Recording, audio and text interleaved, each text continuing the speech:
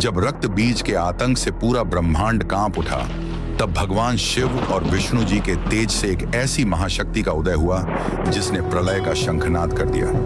रक्त बीज, जिसे वरदान था कि उसके लहू की हर बूंद एक नया योद्धा पैदा करेगी, लेकिन आज उसका सामना उस शक्ति से था जो स्वयं काल की भी काल है।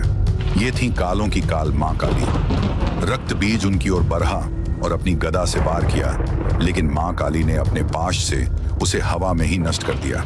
इसके बाद रक्त बीज ने मां काली के ऊपर शंखनाद चलाया, जिससे पूरा ब्रह्मांड कांप उठा। लेकिन उस महाशक्ति के सामने शंखनाद की आवाज भी फीकी पड़ गई। रक्त बीज आगे बढ़ा और मां काली के ऊपर अपनी तलवार से प्रहार किया, लेकिन मां काली ने एक ही बार से उसका सर अलग कर दिया। रक्त जमीन पर गिरता और फिर एक नया रक्त बीज पैदा हो जाता है। देखते ही देखते हजारों रक्त बीज युद्ध के मैदान में युद्ध करने के लिए तैयार हो जाते।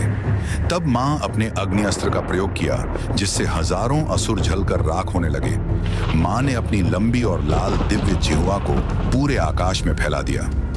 जैसे ही मां का खड्ग रक्त बीज पर प्रहार करता है, गिरने वाले रक्त को मां हवा में ही अपनी जीभ से सोख लेती है।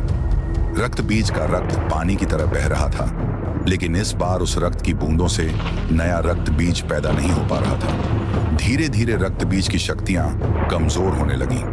अंत में मां काली ने अपनी तेज धार कटार से रक्त बीज पर प्रहार किया और उसका कटा हुआ सर अपने रक्त के कटोरे में रख दिया।